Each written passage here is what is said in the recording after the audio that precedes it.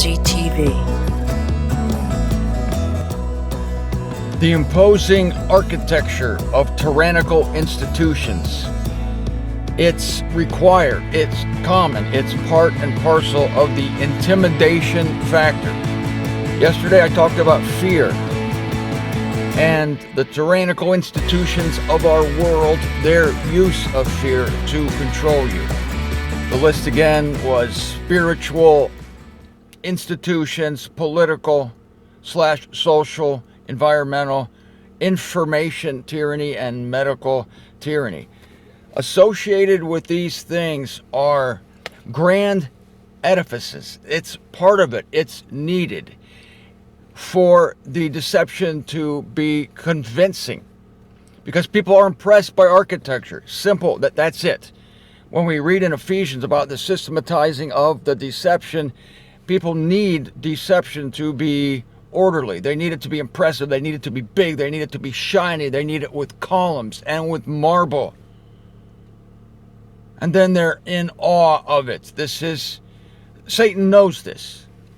And these institutions know it. This is Martin Zender, by the way. You're at MZTV. But that's enough of that.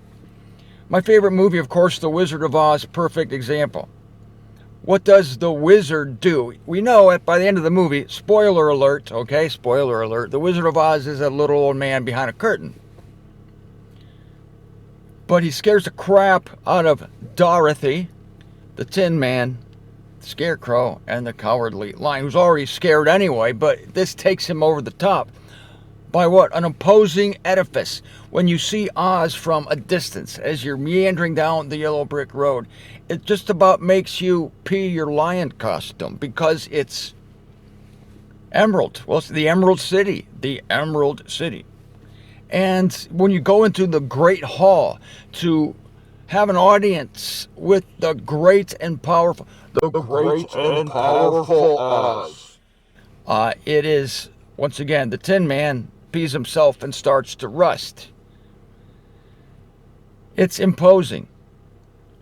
And everything's built for that purpose. The shiny floors, the great columns that flank the scary face of the wizard. And the thing is, it's all an imitation of the true, because God himself ordered the building of a great temple. And he ordered the priests of that temple to wear intensely decorative and fine clothing. So there's a truth to it, but these institutions have stolen that truth and they've perverted it and they've used it because they know it's effective and they know, well, it has an element of God in it. All lies have an element of truth. So they hijack it and they use it for their own devious purposes. Before I get into more detail on this, I had a thought the other day about, again, the medical masks. It makes me sick when I see people decorating them, when I see people turning it into a fashion statement, when people make fun little statements or they put decorations on them, and I see mannequins at clothing stores, and the mannequins who are in the latest fashion from Paris have masks on, and it's just infuriating. And I thought of an analogy. It's like the Jews in the World War II era who were forced to wear the yellow star. It was sewn onto their clothing, required by the government to identify them, to set them up and subject them to ridicule, to mark them easily when it was time to deport them, send them off to the concentration camps. That's why they had the stars. It was forced. Even babies in prams were forced to wear the star. It was usually a garish yellow color. It was not a pretty thing. And I thought the analogy here would be if the Jews of the 1930s and 40s, if they had begun to decorate the stars. Oh, look at mine. I put little silver sparkles on it. Oh, well, I have a little white fringe that I sewed onto mine. Oh, I hung Christmas ornaments from mine. Someone could say, well, they're just making the best out of a situation. were that to happen. They're just making the best. No, I disagree. I completely disagree. It's an acceptance of tyranny to do that. It's not making the best out of something. I've often said, maybe I'm not said it lately to you, that I think anyone who's at peace in this world, anyone who accepts this world, anyone who just flits through this world happily going along and making the most out of it, I think that's problematic. I think it shows the love of the world. There needs to be a strain against the bonds. Yes, we're in bondage down here. We're in bondage to death, to sin, to mortality, i.e. death. And I think that if we have a yearning for a better thing, for putting on immortality, then we will strain against these bonds. It will be a healthy straining. It will be a healthy discontent. I know Paul says be content in all things. But within that general contentment of this is my home and I can't kick hard against it because God put me where I am, I think there's a place for a healthy discontentment, a pushing against the mortality. Why else would Paul say, follow this, why else would Paul say in Romans 8 that we're groaning? All creation is groaning. That's the opposite of all creation is celebrating. All creation is embroidering mortality. All creation is putting sparkles on their little yellow stars. All creation is trying to make a fashion statement with their stupid medical masks. No, all creation is groaning. This is a good thing. It's good. It's like the saying, in the world, but not of the world. You're in it, so in that sense, you're accepting of it, but you're not of it in that you haven't settled in. And that gets down now to the buildings. Settling in. This is what institutions will do. The first thing that truth does when it devolves into an institution is it builds a basement. It builds a man-made foundation, not a godly foundation. And I remind you of how the disciples pointed out the temple to our Lord. Remember, I'll put the verse down here. Lord, look at this magnificent temple. Isn't it wonderful? And Jesus said to them, look at it now. Not one stone is going to be left upon another one. And we know that it was destroyed 40 years later in 70 AD by the armies of Rome under Titus, destroyed. Not one stone was left upon another. This is what God thinks of buildings. The Apostle Paul said in Acts 17 on Mars Hill, says God does not live in temples made by human hands. There's a new truth in town, and that is that God does not live in buildings anymore. He inhabits us. The Spirit makes its home in us. The Spirit dwells in us. There was a time when God did dwell in the temple, even in the tabernacle in the wilderness. The Feast of Tabernacles in Israel was a reminder. They were to build booths. They were to build primitive little structures to remind them of the time they were in the wilderness and God took care of them. Some of the greatest memories I have are from my bicycle trip across the United States in 1980, living in a tent. Life was simple in a way. I was mobile. I was free. I could pitch my house wherever I needed to, and I took it with me. There's something about that that's appealing, and other people thought so too. People would look at me when I came to park my bike at a grocery store to go in and get orange juice and cookies. They just looked wistfully like, boy, that guy's living a romantic life. Well, truth is that way. It's always moving. Our Lord had no place to lay his head. He said the foxes have dens, the birds have nests, but the Son of Man has nowhere to lay his head. Buildings are out right now. Buildings are out. And yet they tell us that God lives in man-made temples. There's a church on every street corner. No matter where you go, it's all about the building. And they decorate the buildings. The great cathedrals of the world. Let's go down the list again of the spiritual, political, environmental, informational, and medical tyranny that we're suffering under today. And let's look at their architecture, because in every case you'll find the architecture is magnificent because that seduces human beings. the spiritual world, the religious world. Oh my God. St. Peter's Cathedral in Rome.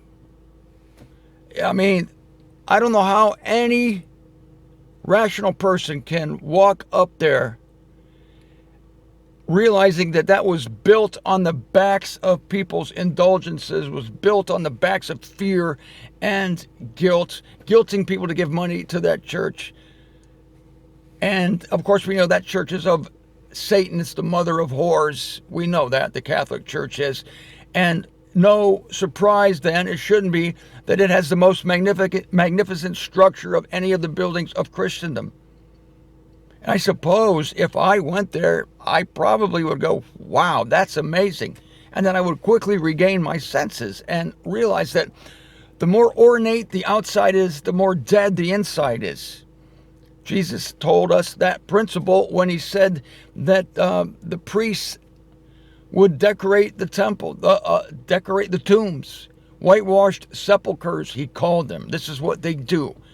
They beautify the outside, they polish it, they glamorize it, but inside it's full of death. Same thing with these masks. They glamorize it, they decorate it, but it's death inside. You're being controlled, you're being used, you're a pawn in the hands of tyrants. You're a chess piece in the clutches of dictators. Don't bend to it.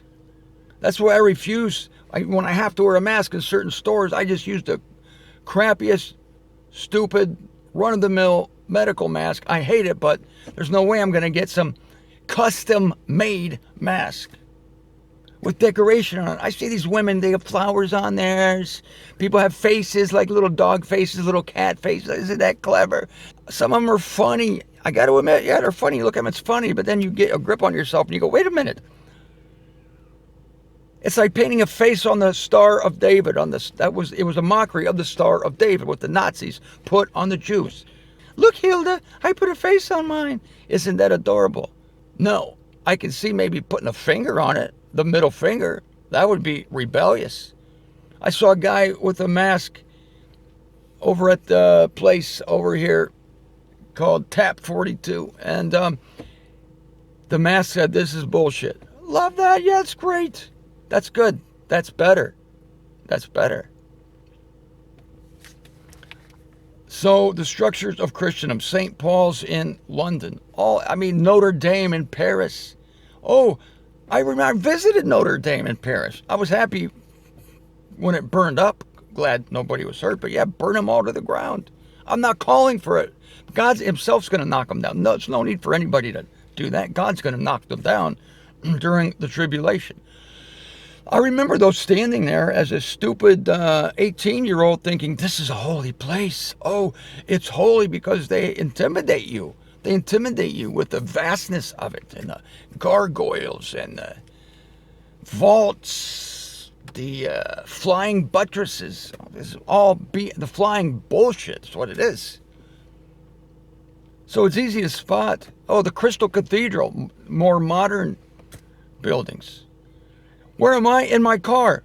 Where have I broadcast to you from? From my kitchen table, from behind this wall over here, walking in the cemetery. And some people trip over that. Remember that one woman, she wanted to share one of my videos with her husband because it was loaded with great spiritual truth. And he said, the guy's in his car.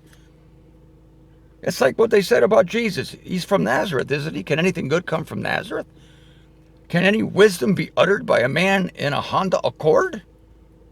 Well, come and see. Come and see. Political tyranny.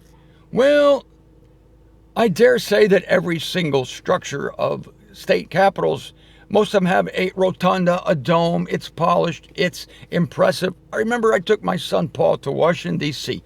He was still in high school. And he was just so enraptured with the trappings of power. He said, we were standing by the White House. Look at that. Yes, there is a certain awe. Of course, I don't deny that these things are beautiful. They're magnificent. Just like the disciples pointing it out to Jesus. But I am the disciple and Jesus in my own person. I can be in awe of it. And then at the same time, I can put on my Jesus suit and say, yeah, but not one stone is going to be left upon another one. And God doesn't dwell in man-made temples. And wisdom does not dwell in magnificent buildings. It doesn't. Wisdom dwells by the side of the Sea of Galilee. Wisdom dwells in the mountains. Wisdom dwells praying on your bed at night. Wisdom dwells taking a walk on the little trail that you like through the woods. Wisdom is here in this car. And if you look at our Lord and his disciples, they were common people and they were discussing the greatest things outside of the temple. When it was time to die, then Jesus went to the temple. That's where you go to die. That's where the fakers live. Whenever you see big buildings, that's where the fakers are. That's how you know where the fakers are. Look for the fancy building.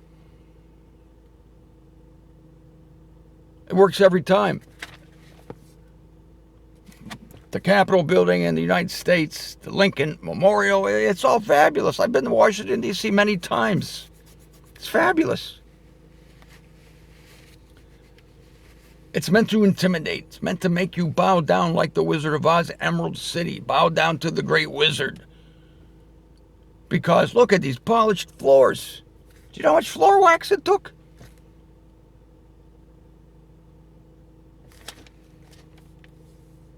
Educational architecture. Okay, I went to Wikipedia here.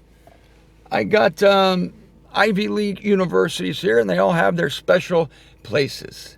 Widener Library at Harvard University. It's an imposing structure. Look at this thing. See, that's it on top. Underneath that is Connecticut Hall on Yale's old campus. Then we have Alexander Hall, Princeton. See, all these Ivy League schools, they're noted for their venerable halls. Institutions of higher learning, they're earmarked, they're noted for these magnificent structures. Yes, and going on, we have the Lowe Memorial Library at Columbia University. It's good. It's great. It's got a courtyard. Look at this thing, Columbia University. It looks like a government building. Look at the courtyard. Oh, Harold, it's got a magnificent courtyard. I bet there's a lot of smart people in there. I bet anybody who goes there turns into a genius. I seriously doubt it. And every single one. College Hall at the University of Pennsylvania. Robinson Hall at Brown University. Baker Berry Library at Dartmouth College. Oh, this is a famous one. You see this a lot. This is a Dartmouth College. Look at this. Woo! Gotta be smart people in there. Look how tall the tower is. Look at the green grass. All right, I could go on, but I won't because I'm getting sick of it. I'm getting sick of it. The real wisdom is in, like, Edison's workshop, where he's taking naps under his desk. The Wright Brothers bicycle shop, Dayton, Ohio. Dirty, musty. Oh, here's a picture of Einstein's desk on the day he died. Just an idea that genius and true wisdom doesn't contain within itself the audacity to build itself a monument, a memorial. A structure to make you pee your pants. No. The information tyranny. You have your major newspapers. You always see the New York Times building. It's so impressive. All the major news networks, of course, they have their big buildings. They have their headquarters, world headquarters. NBC, CBS, ABC. In the meantime, you have independent creators, citizen journalists who are blogging and vlogging from their kitchen tables. From their kitchen tables. That's where the wisdom is. Medical, well, the medical tyranny. All the great hospitals, Cleveland Clinic, Sloan Kettering. I don't know. I was born at a place called Timken Mercy Hospital in Canton, Ohio. Here it is. That's what it looks like. That's what it is. That's what it looks like because that's a picture of it. I think people trust. See, people are so shallow that they want to go to places that are big. They want to go to places that are shiny. They want to go to places that are made of marble. And the fancier the building, why, the more impressed people are, assuming that there must be wisdom within. Surely wisdom lives here in the shiny, polished halls of Emerald City. Well, according to the wizard, the Cowardly Lion had courage in him all the time. And the Tin Man had a heart the whole time, but yeah, we'll give you this watch shaped like a heart anyway. Kind of a token, but you know, it's in you. It's in you. You didn't need to come to this big fancy building. The Scarecrow, what did he want? Brains, right? But the wizard convinces him that he had it within himself. But nevertheless, he gives him a piece of paper, a token of the wizard's ability to draw the straw man's attention within and to find out that he has native talents, native skills that he is not addressed in his life for some reason. Maybe the fireball from the Wicked Witch screwed up his ability to self-analyze. I don't know, but the wizard just gave them tokens. Basically said, you didn't even need to come to me in the first place. But since you're here, and since you exposed my ass and that damn little dog, ruff, ruff, ruff, I'm going to give you tokens. I'm going to give you tokens. A watch, a piece of paper, and a medal. And a medal. Okay, nice little tokens. But in this day of walking by faith, not perception, we don't need tokens. We sure as hell don't need giant, fancy buildings. Because we house the Spirit of God. And we are far from imposing edifices. We are far from being magnificent architecture. Some of us are more magnificently made than others physically. But you know what? Our Lord, it is said by Isaiah the prophet, and he would have known, was nothing to look at. So the Spirit of God dwelt in him completely. He had the Spirit without measure, and yet he was a man that you wouldn't want to look at. Wasn't attractive to human beings. He didn't live in a fancy house. Grew up in Nazareth, for God's sake. The slum of Galilee. And he had nowhere to sleep. Is that impressive or what? Is that impressive or what? And so we, like the Hebrews, we are seeking for a country of our own. And it ain't here. It ain't here.